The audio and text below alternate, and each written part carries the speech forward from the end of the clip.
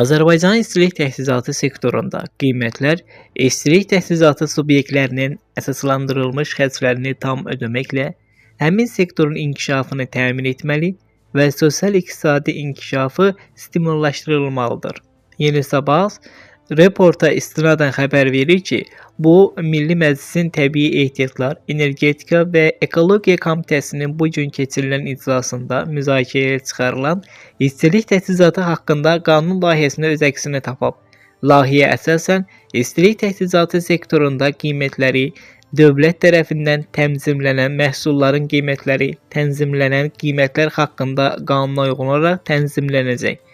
Təbii inhisar subyektlərinin təqdim etdiyi məhsullar istisna olmaqla, istilik təchizatı sektorunda təqdim olunan qiymətləri, tənzimlənməyən məhsulların qiymətləri tərəflər arasında bağlanan müqavilələrlə müəyyən ediləcək. Tənzimləyici bu qiymətləri monitorinq edəcək. Təbii inhisar subyektləri tərəfindən təqdim edilən tarifləri tənzimlənməyən məhsulların qiymətləri Rəqabət Məcəlləsinin 39.6-cı maddəsinin tələbləri nəzərə alınmaqla təbii inhisar subyektinin öz tərəfindən müəyyən olunacaq. İstilik təchizatı sektorunda qiymətlərin müəyyən olunması zamanı nəzərə alınmalı olan itkilər bu qanunda nəzərdə tutulan qaydaya uyğun olaraq hesablanacaq.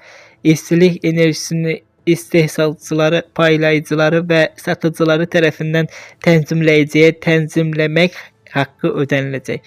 Bu tənzimləmə haqqının məbləği və ödənilmə qaydası müvafiq icra hakimiyyəti orqanının müəyyən etdiyi qurum ilə razılaşdırmaqla müvafiq orqan tərəfindən müəyyən ediləcək və həmin məbləğ 2028-ci il iyulun 1-nədək müvafiq icra hakimiyyəti orqanının müəyyən etdiyi qurumun hesabına köçürüləcək. 2028-ci il iyulun 1-nədək istilik təchizatı sektorunda qiymətlər müvafiq icra hakimiyyəti orqanının müəyyən etdiyi qurum tərəfindən tənzimlənəcək.